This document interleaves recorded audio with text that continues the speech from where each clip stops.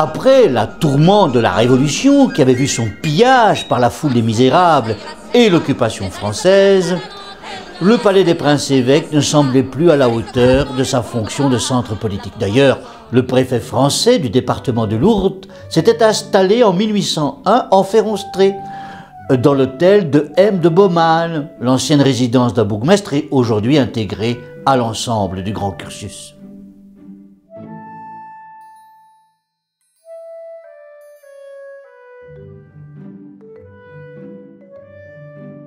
La fameuse pierre noire de la façade du palais porte témoignage de cette époque. Comme on l'aperçoit ici, elle porte mention du département de Lourdes auquel une partie du territoire de la principauté avait été intégrée.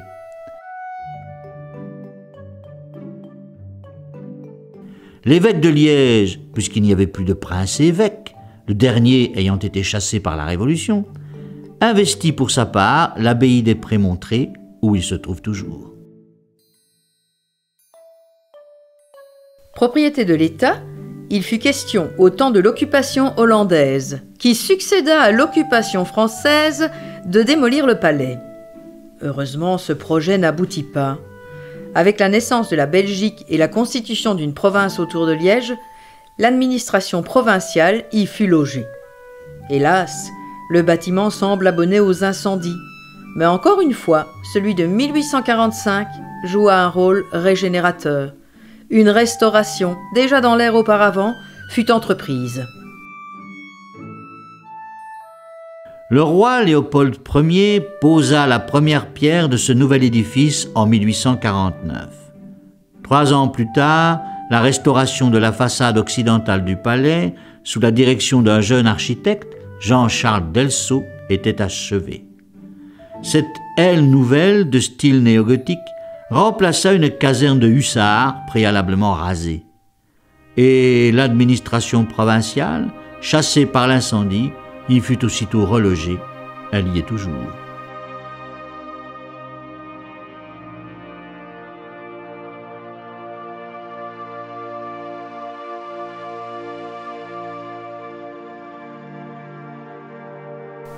Ça n'en a pas l'air comme ça, mais il y a eu de nombreux réaménagements. Une rue Notger, par exemple, devenue la place Notger qui longeait la façade. Et d'ailleurs, curieusement, un petit pont menait vers la rue Saint-Pierre, par-dessus cette rue. On aperçoit ce pont sur cette photographie de 1860. Je ne sais pas si on a eu raison de raser tout ça. C'était pittoresque. Pittoresque. Comme les rues sans égout et les coupes-gorges. Pittoresque. Naturellement, ces tâtonnements ne suffirent pas. Et en 1872, un plan d'embellissement et de modernisation de la zone fut mis en œuvre qui vit la construction du square Notger et d'un escalier monumental menant à la rue Saint-Pierre, en remplacement d'une volée appelée Degré de Saint-Pierre, ainsi qu'un ensemble d'immeubles bourgeois qui surplombaient ce pittoresque lieu de villégiature, aujourd'hui disparu. En 1877 était achevée la construction d'une gare du Palais en style néogothique.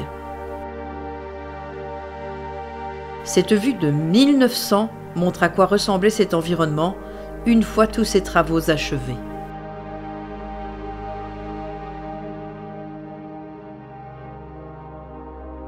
Pour le palais, les sous avaient longtemps manqué. Tandis que le square Notger était édifié, on vota et réalisa la décoration de la nouvelle façade ouest. Par l'ajout de 42 statues représentant les grands acteurs de l'histoire liégeoise et 19 bas-reliefs illustrant les événements les plus fameux. Ces œuvres furent réalisées dès 1878 par des artistes nationaux, dont Léon Mignon ou Louis-Eugène Simonis.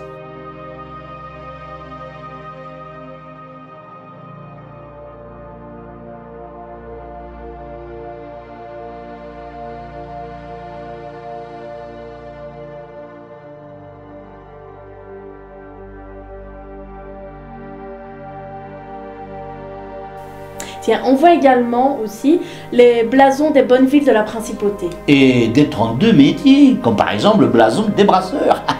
Toutes ces statues et panneaux étaient en place en 1884. Et depuis largement détériorés par la pollution urbaine, pauvre de nous. Dis, à propos, t'es venu comment aujourd'hui? En voiture, pourquoi? Pour rien.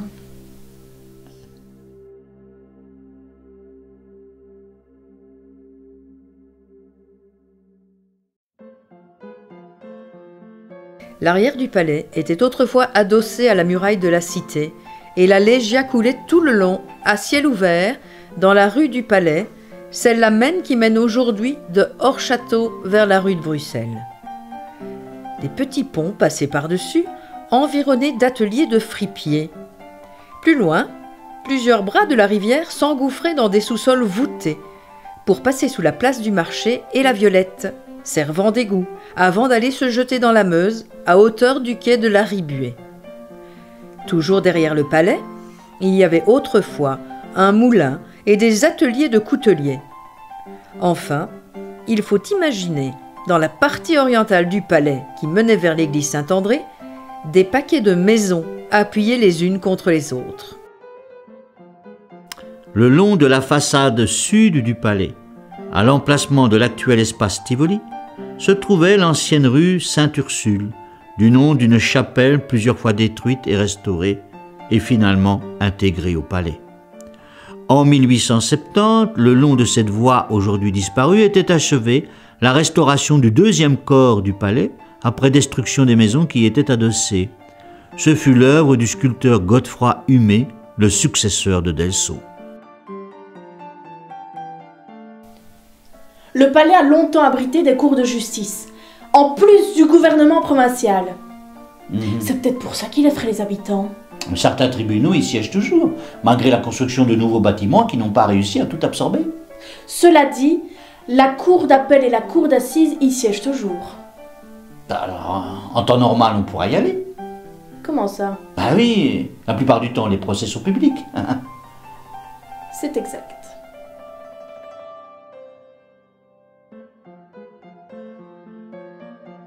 Côté ouest, l'aile achevée par Delso en 1852 abrite différents services du gouvernement provincial et le logement du gouverneur.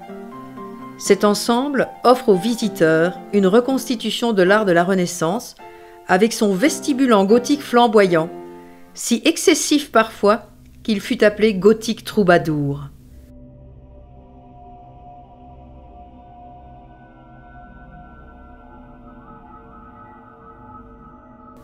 Ces chapiteaux sont ornés de figures grimaçantes, dans l'idée d'une continuité de l'architecture à une époque où l'art officiel insistait sur le passé médiéval de la jeune Belgique.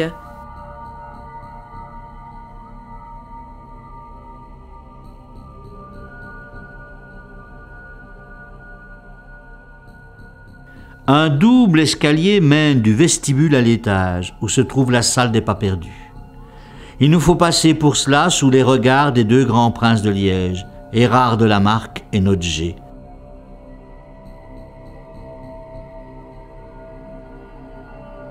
Ces deux tableaux sont l'œuvre d'un peintre de Verviers, Barthélemy Vieillevoix, le premier directeur de l'Académie des Beaux-Arts de Liège.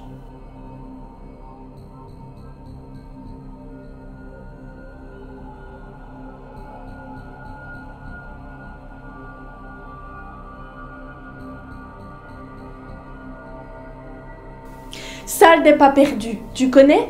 C'est une salle où le public fait le pied de grue à côté de la salle du conseil provincial. Bien sûr, je connais. Et toi, tu connais le nom des deux grandes fresques qu'on y trouve? Mais bien sûr, ce sont deux œuvres du peintre Émile Delperret exécutées en 1886. L'une montre la restitution du perron par la fille du téméraire en 1478. Et l'autre? L'autre met en scène l'octroi de la paix de Fex en 1316. Moi aussi, j'ai potassé.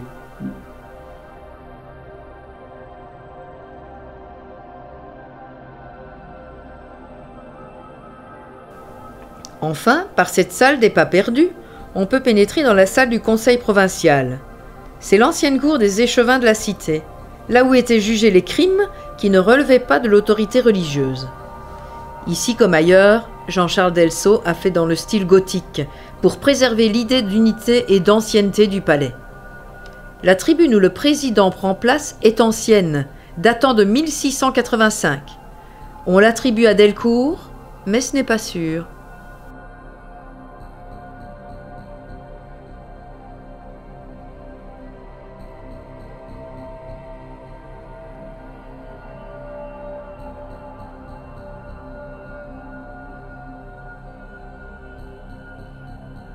Les 56 conseillers provinciaux siègent dans cette immense salle, chacun disposant d'un fauteuil nominatif.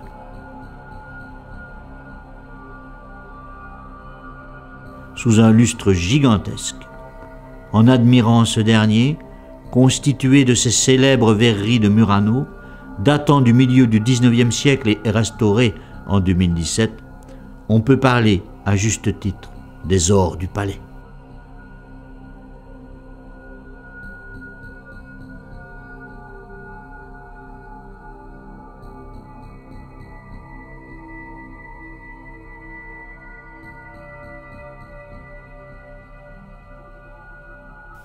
Juste à côté, plusieurs salles servent à abriter diverses réunions du personnel administratif et des élus.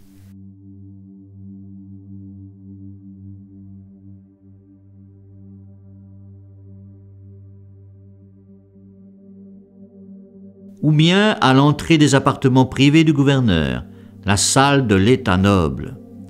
L'État noble constituait un des 3 États avec lesquels le prince-évêque devait, en principe, gouverner.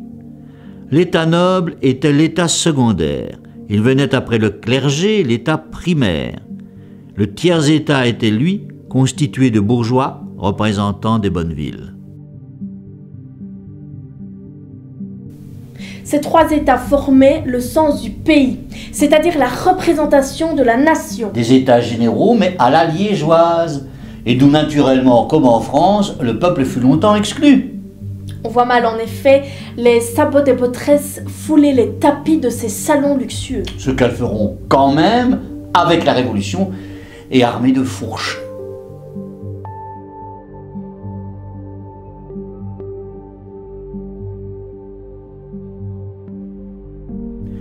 Aujourd'hui, le visiteur même modeste n'est pas interdit, mais il doit se faufiler dans les visites organisées par l'Office du tourisme et prendre rendez-vous, naturellement. Les appartements privés du gouverneur et le logement réservé à l'occasion de leur descente sur Liège, au roi et à la reine, ne sont pas ouverts à la déambulation des quidams. On est dans un palais, bon sang, ce n'est pas un quai de gare.